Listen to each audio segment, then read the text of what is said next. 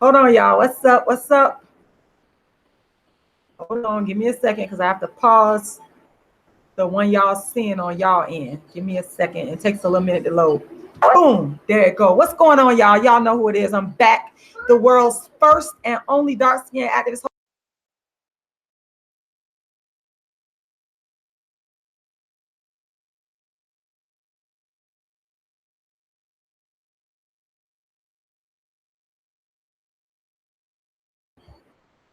Okay. There we go. Back. All right.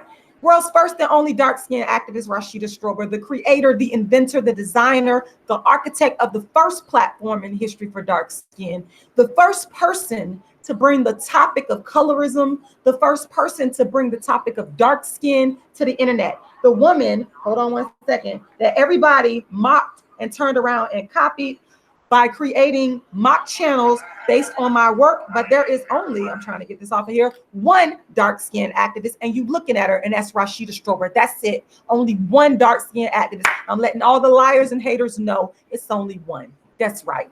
Rashida Strober, you're not the dark-skinned activist.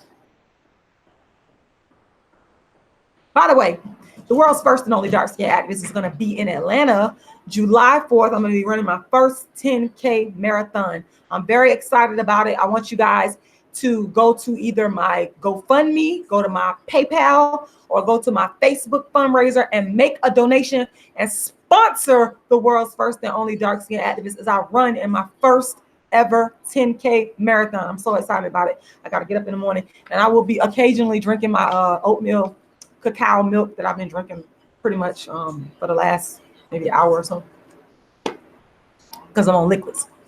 I want to tell y'all about this happened about I've been wanting to come on here and tell y'all about this particular experience because I want to say about 4 years ago, y'all can go back and find the video, maybe not 4 years ago, 3 years ago, 2016.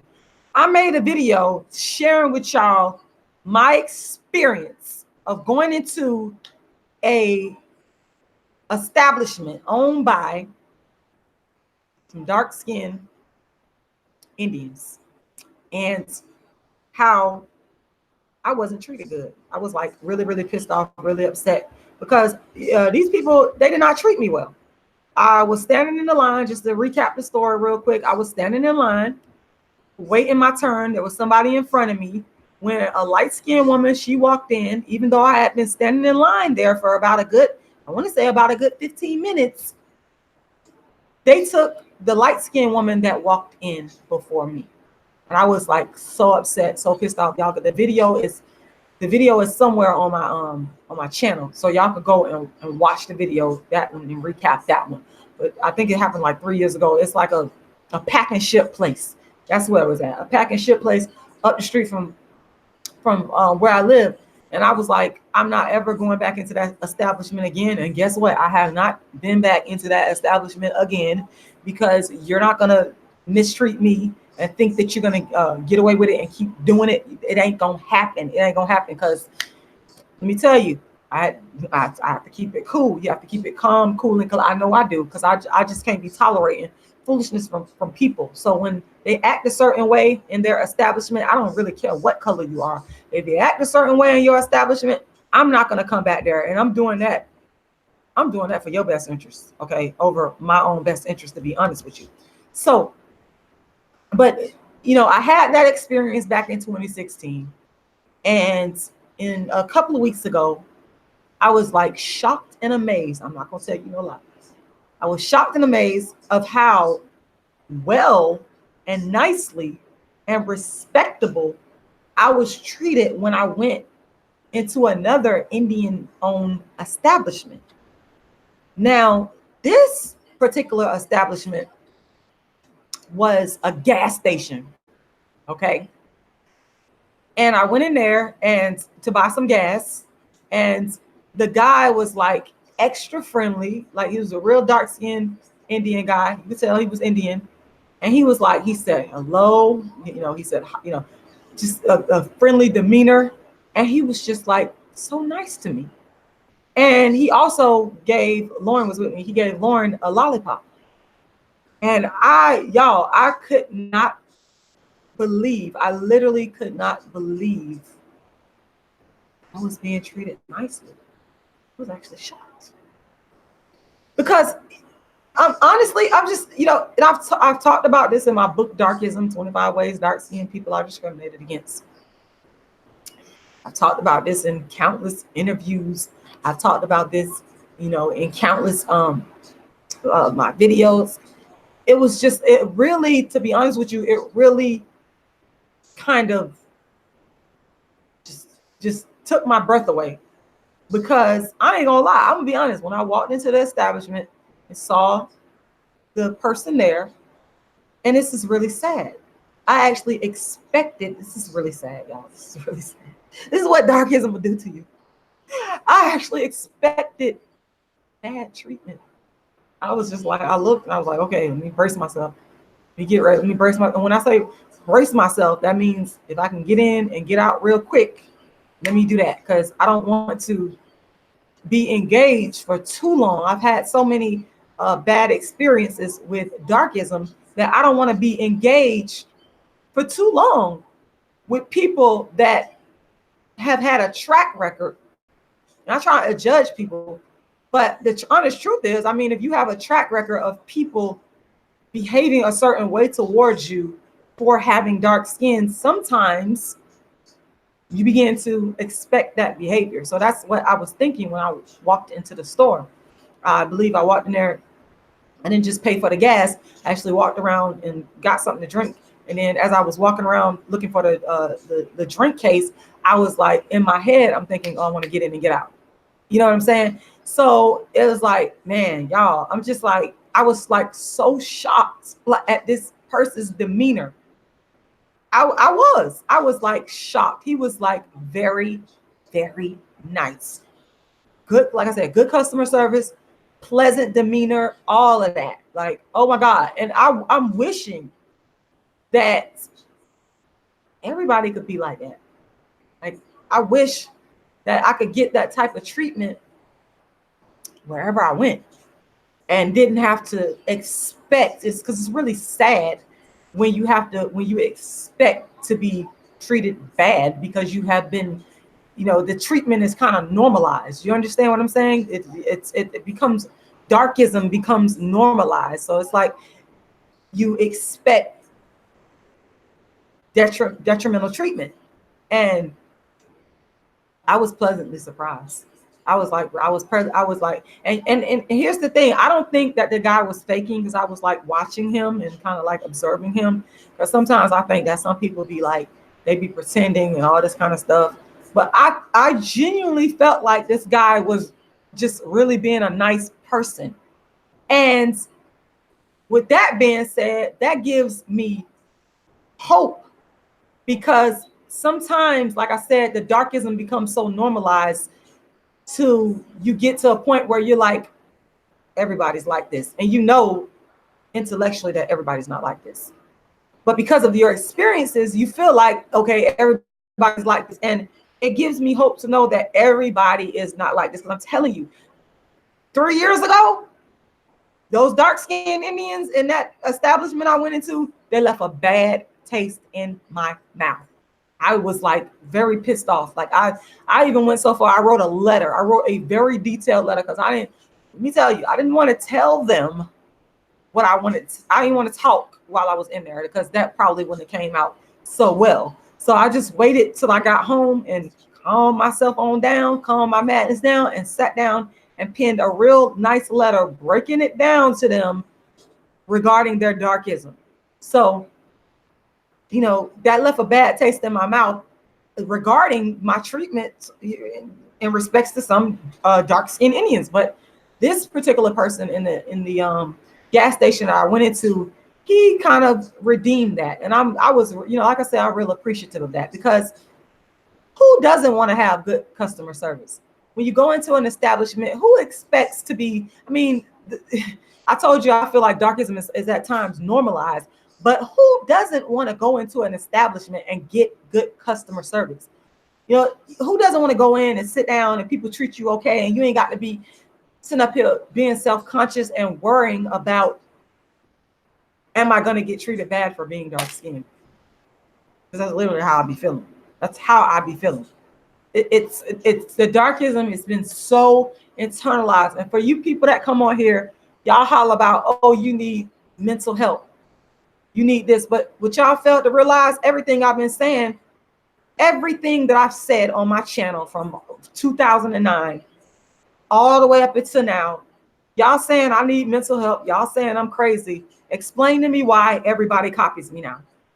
Explain to me why you got dark-skinned women conjuring up fake dark-skinned stories based on what Rashida Strober had actually went through. I actually started this channel back in 2009, been doing this offline, but y'all calling me crazy. Y'all saying I need mental help. Ask these dark-skinned women why they are now regurgitating and imitating my stories.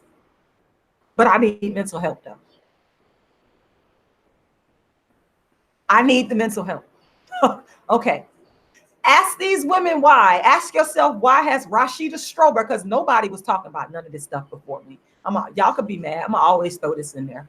I'm going to always throw it in because this is the new chapter. I'm going to always throw it in when the spirit hits me. I'm going to throw it up in there. Explain to me why I have inspired a whole slew of dark-skinned women to start talking about this happened to me because of being dark. Some of y'all making it up, even to go so far as to make the stuff up for a storyline. But I'm the crazy one.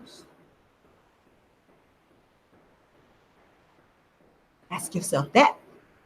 But anyway, like I said, I'm pleased that I got good customer service from a dark-skinned Indian, because the thing is, the irony of it all is something that I never understood and I still grapple with to this day, is how in the hell does a dark-skinned Indian exhibit darkism against a dark-skinned Black person when we both dark-skinned?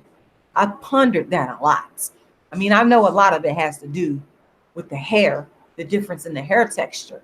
And so in that regard, you probably think that you're better than me because of the hair texture. But you're still dark-skinned. And some of y'all even darker than I am. But you will have the audacity to exhibit darkism towards me for being dark-skinned. Does that make sense? I don't think that makes sense.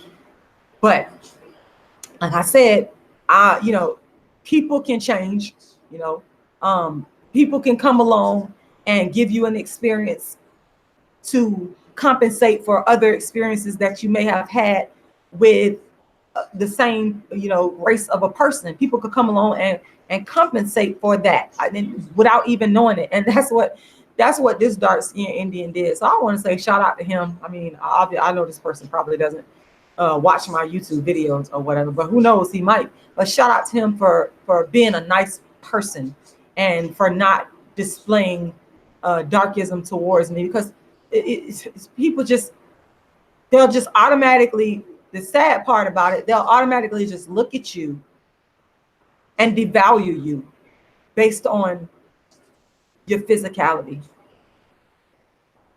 Automatic devaluation. You could be the nicest person in the world. You could be wealthy.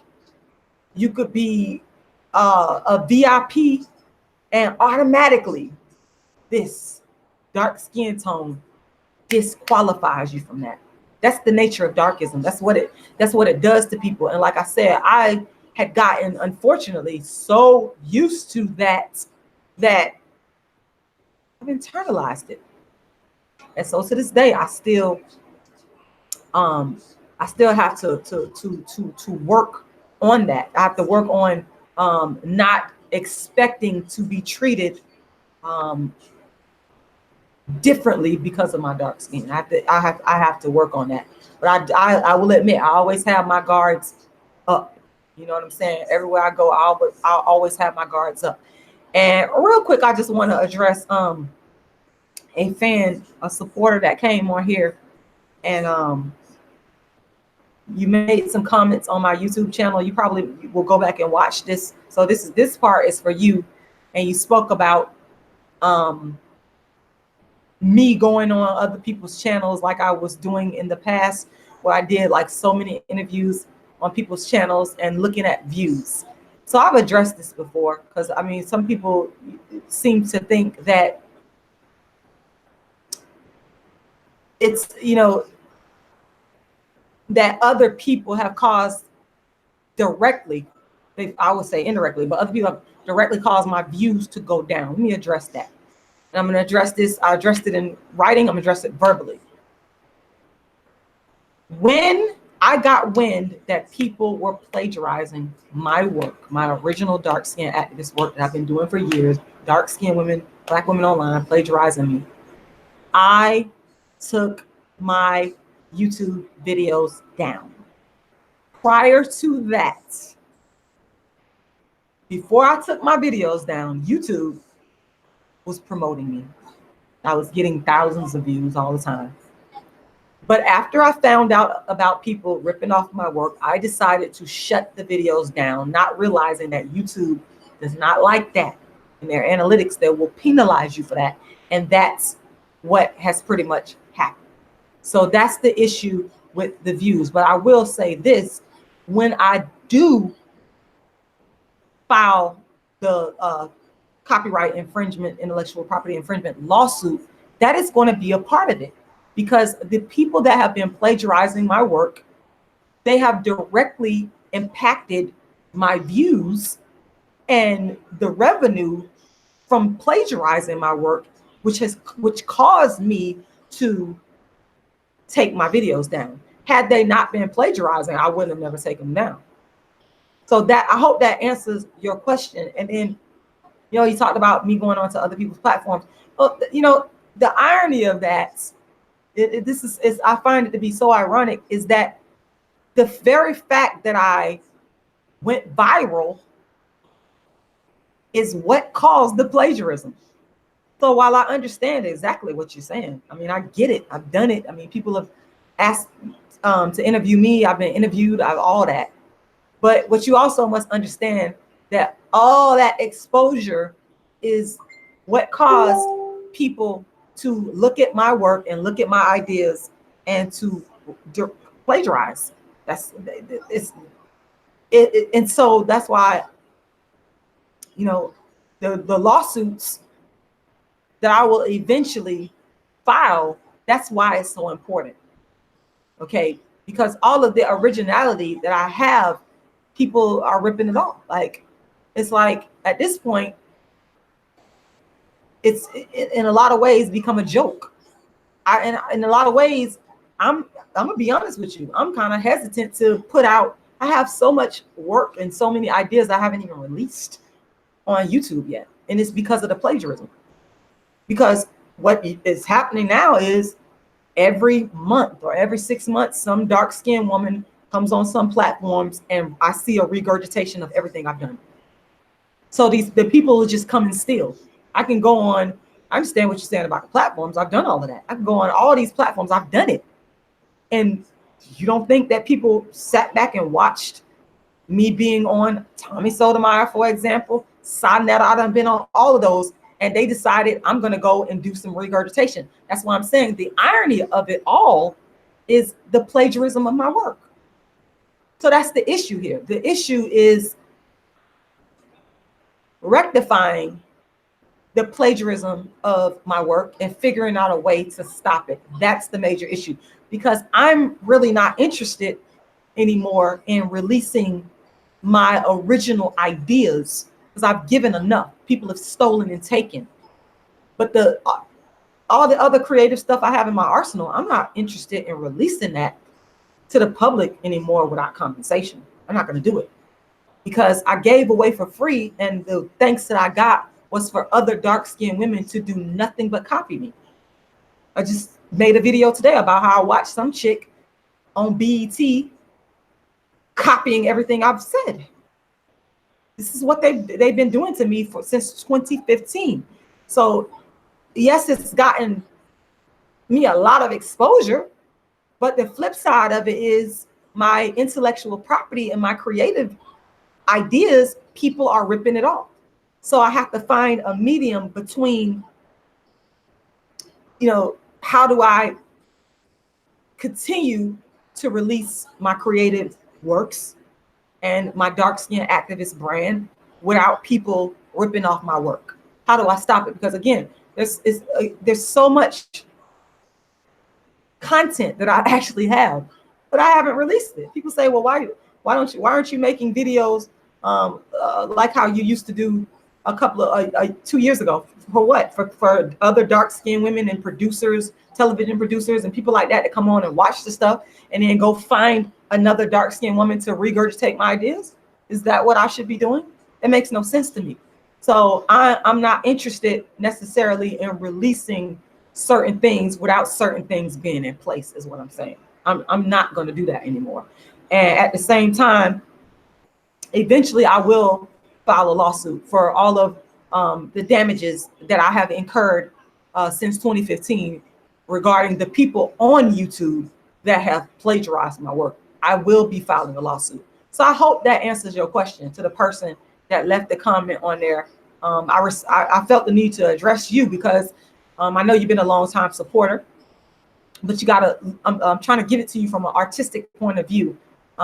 Artists, once we're plagiarized, it's like, why do I need to keep releasing my original shit and people just gonna come along? They said other dark skinned women, they come along, they go on platforms and they regurgitate, they lie, they build storylines around my original work. So I'm not gonna give you my ideas anymore for free. There's gonna be compensation in some way, shape, or form before I release my original content. So I really hope that answers your question in that regard. But anyway, yeah, so I just want to come on here again and tell y'all about this dark skinned Indian who was nice to me. I just could not believe it.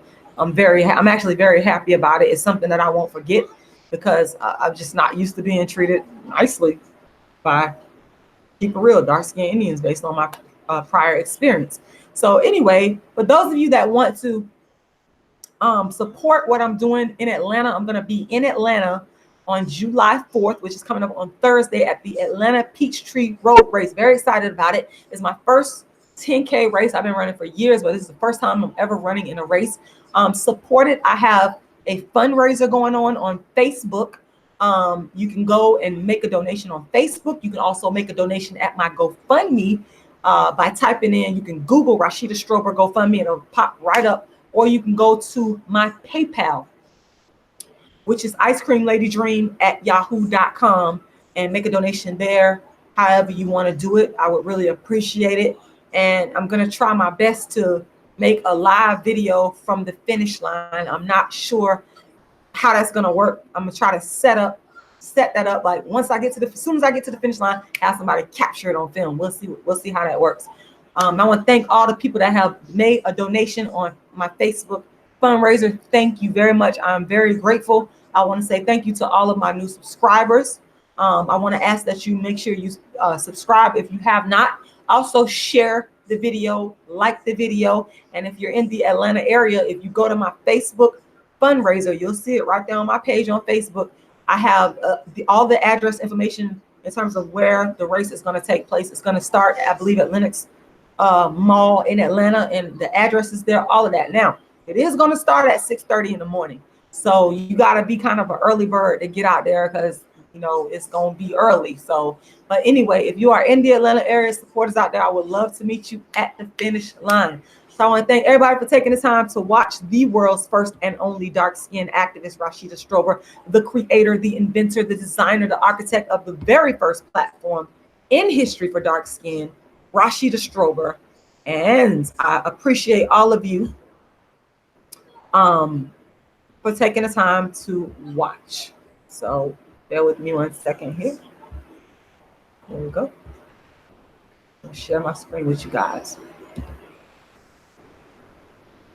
Rashida Strober is the only person in the world to focus exclusively on dark skin and has been doing so since 1998, as demonstrated by a 20-year body of work. Meet the founder and inventor of the first movement in history for dark skin, the world's first dark skin activist, founder of dark skin activism created in 1998.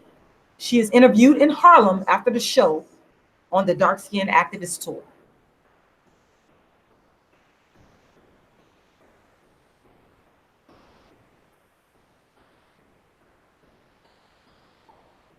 All right. So I am here with Rashida Strober. Finally getting a chance to meet her face to face. We have, she's been on my show twice. Yep. Me and Unique. Yep. Unique should be logging on soon. And, you know, there were a few people that didn't get a chance to hear the interview, which they can log on and see. Who is that? See, I can't even see because I'm so blind. Heather Shack. Okay, so let me just say something about Heather really quickly. Heather enjoyed you so much the first time that you were on the show. She was actually one of the ones that was like, no, she has to come back. But thank you, Heather. And so I don't know, Heather, if you have a question, but we don't have a lot of time. But if you don't have a question that you want to post, I just want to start off with a question that I've asked Rashida a million times before, which is what inspired her to do a dark-skinned woman's revenge. So in case y'all didn't hear the answer on my show, she can answer now. Yeah, just my life experiences of wanting to tell my truth. That's really wanting to tell my truth. In 1998, Rashida Strober created dark skin activism, the first movement in history to advocate for dark-skinned people, and called herself the dark skin activist. Rashida created the phrases dark skin activist and dark skin activism, and also coined the word darkism. She is the first person in recorded history to create a movement of this kind. She is the first artist, author, actress, YouTuber, and social commentator to focus only on dark skin. People have since plagiarized and stolen her work, but Rashida has been doing this since 1998. She has written more books on dark skin than anyone in the world. Her books can be found at darkskinactivist.com. Rashida is touring the country since 2006, giving darkism lectures and performances. Books include A Dark-Skinned Girl's Triumph, the Rashida Strober Story, Darkism, 25 Ways Dark-Skinned People Are Discriminated Against, How to Be the Hottest Dark-Skinned Chick on the Planet, A Dark-Skinned Woman's Revenge, and Token Dark Girl, the It Dark Girl of the Moment. The 20-year legacy of the dark-skinned activist continues. For more on Rashida Strober's 20-plus years as the world's first and only dark-skinned activist, go to darkskinactivist.com, aka colorismactivist.com. Donate, share, and subscribe. And all books can be found at darkskinactivist.com. Also, donate to the fundraiser for the first road race that Rashida Strober will be participating in, the 10K Marathon, coming up on July 4th in Atlanta. Thank you for watching.